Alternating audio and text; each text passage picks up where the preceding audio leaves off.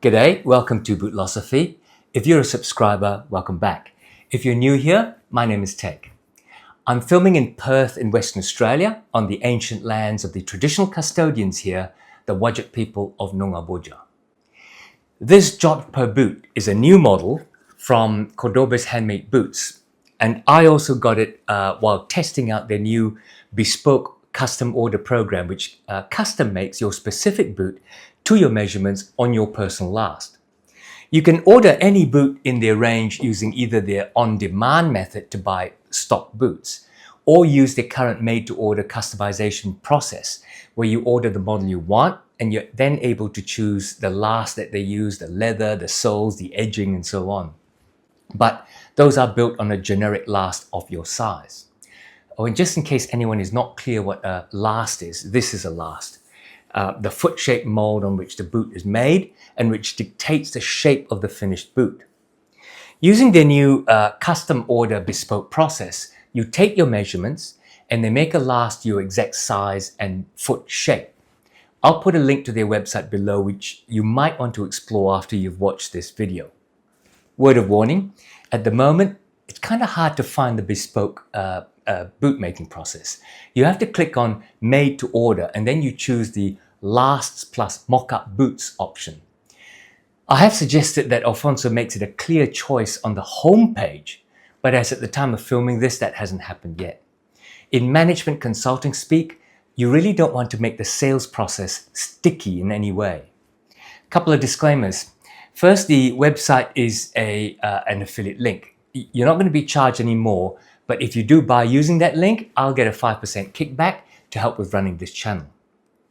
The second is that this boot was given to me to review and to test out their custom order process. Now, I've known the owner, Alfonso, for quite a while now, and I'm pleased to help him, giving him hopefully, constructive criticism after every review. And I do notice that he has taken some of those into account as their quality control is improving. And I see his craftsmen making better and better boots each time. I will review these boots objectively and truthfully, or at least as much as my obvious pleasure at being given the boots will allow. Let's start, for those who don't know, talking about Cordobes Handmade Boots with an introduction to the brand. Cordobes is based in San Mateo Atenco, southwest of Mexico City. It was founded by Alfonso Ignacio Cortez, who had been planning the business since 2019, but it did take him a while for it to come to fruition in 2023, including navigating a global pandemic which got in the way. Alfonso tells me that he started making shoes in 2019 with a dream to make bespoke shoes because he could not afford a pair of shoes made in the way he liked. Familiar story. Way back in 2019, Alfonso learned about shoemaking from the artisans in San Mateo Atenco, making a few pairs for himself. He says he's always had the dream of making bespoke shoes and then realized that there was a lot of potential in making boots for people who might not want bespoke, but just wanted a high level of customization at an economical price, and so he decided to start Cordobes.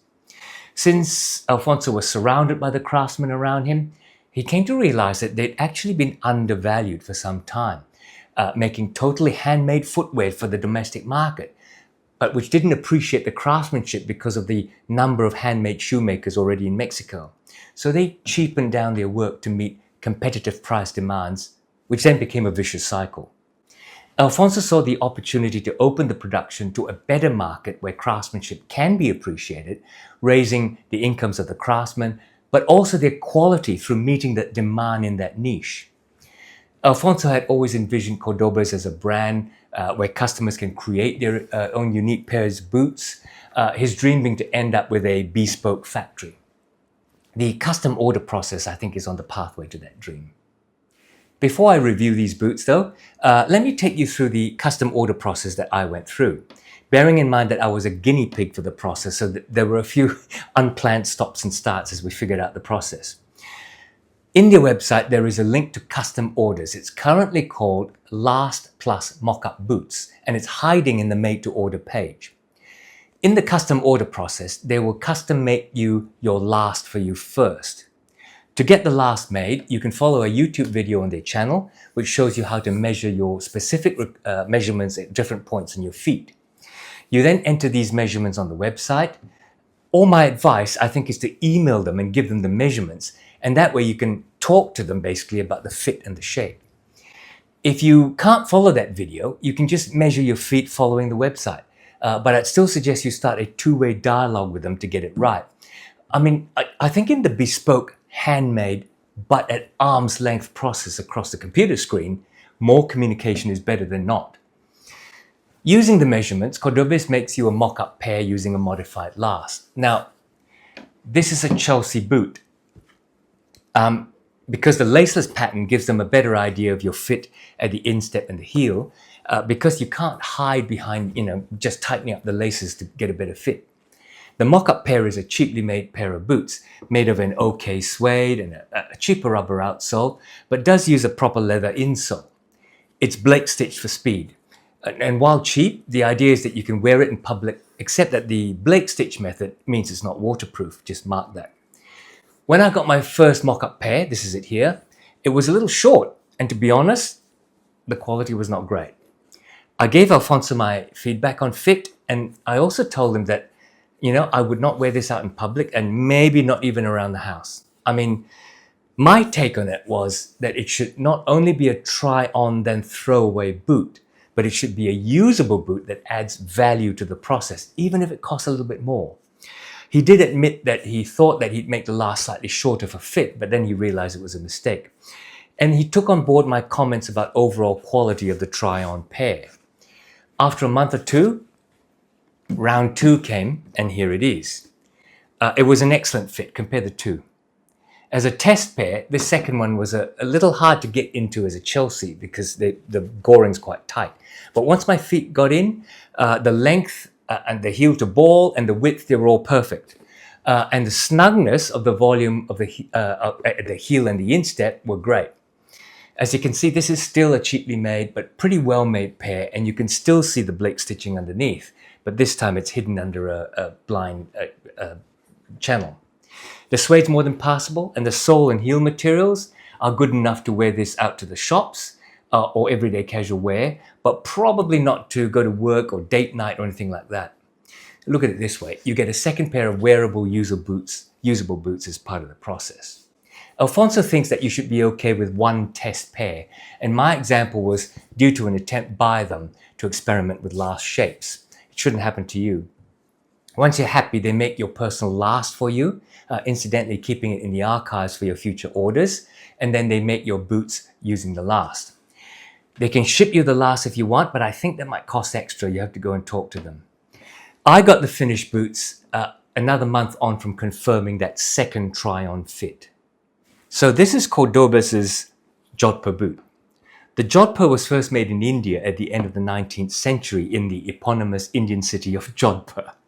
They were first made for local polo players to wear with the equestrian horse riding pantaloon style of trousers of the same name, with the skinny ankles.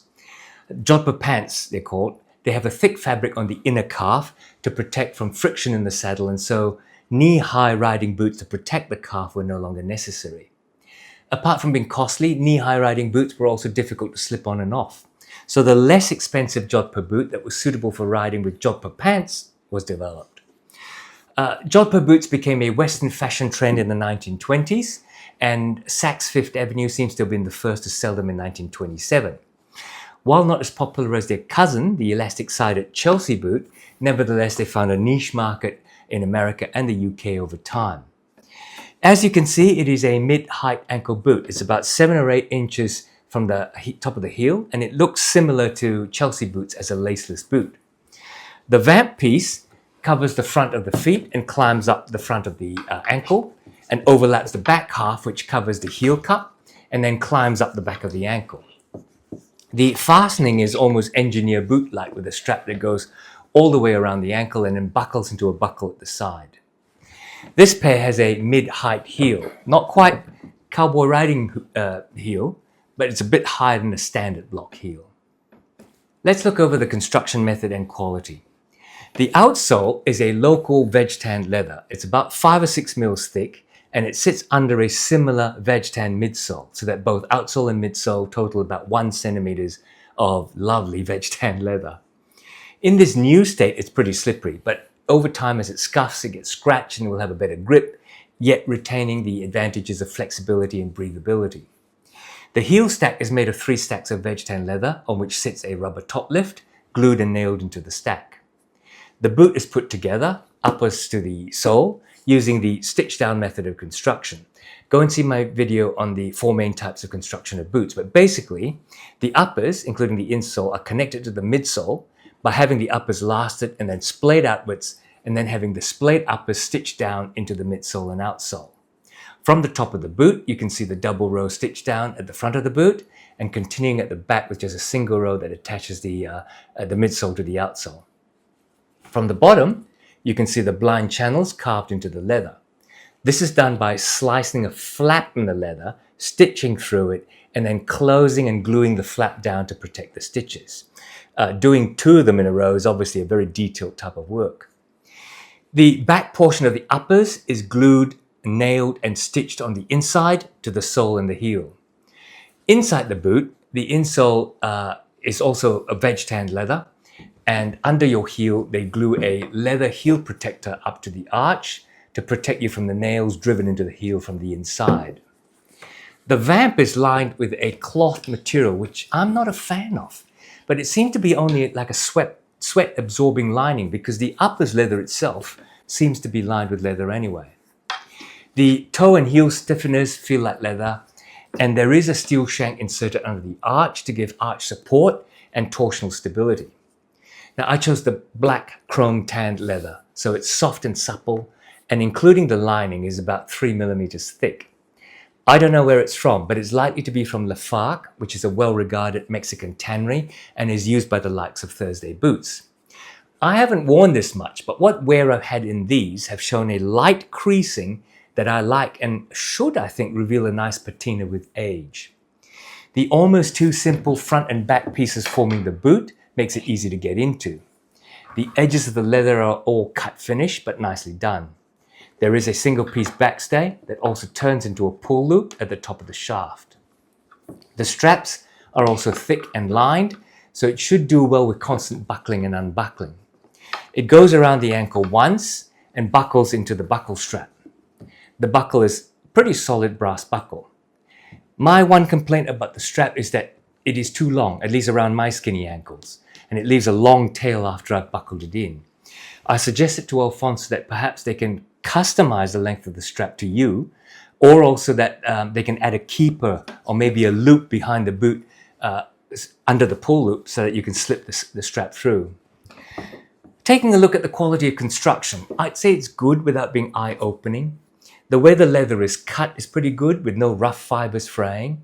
The stitching is clean and neat around the edges of the leather pieces and on the straps. There is reinforced stitching at the joint of the vamp piece to the ankle piece, and it looks sturdy enough. The stitch down stitching is also clean and neat and pretty uniform, but it's not the highest stitch density. But then again, so what as long as it's not a crazy, 2 stitches per inch or something.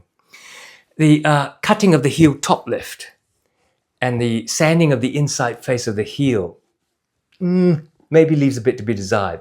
But the sanding of these sole edges have improved remarkably since my first review of a pair of Cordobes boots that you can see up here. Overall, let's not be silly and try to compare this with, say, a Vibe, but how does it compare in materials and quality to, say, a Thursday boot? It's probably less well finished than a pair of Captains, but otherwise it's not too far off. How does it compare to De Vere? Oh, by the way, isn't it shocking how De Vere seems to have closed down? Ooh. So how does this compare to De Vere? I think qualitatively, probably similar. All in all, fair for the price, which I'll talk about later. The chrome leather has a slightly matte finish, and if you like that, I'd probably stay away from polishes and creams or even waxy style conditioners. To look after this leather, I'd brush it as often as you can, especially in the area between the front fold and the back half, and also under the straps, because that's where nasty sandy dust and grit can hide and scratch the leather. For conditioners, I think I'd use something like Bic 4, which won't leave a shine, or I think a greasy rather than waxy conditioner like the R.M. Williams saddle dressing, not the waxier leather conditioner. the saddle dressing, which will provide conditioning without adding too much of a shine because it absorbs into the leather. If, however, you do want to put a bit of a shine on this, I think something like Venetian shoe cream to condition it would be your best bet. And then if you really want to shine, maybe a coat of black shoe cream or a hard wax from Sophia or Tarago.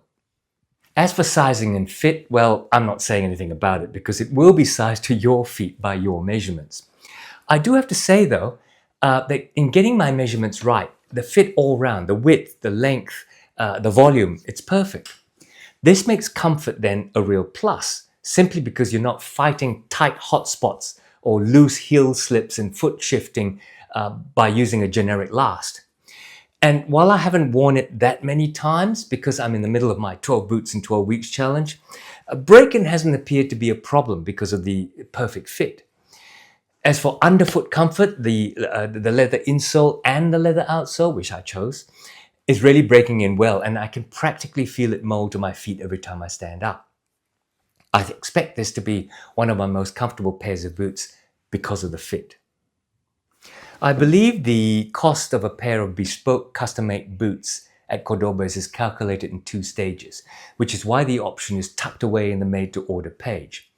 First, you pay $220 to get your personal last made, and this includes the try-on boots which you can keep.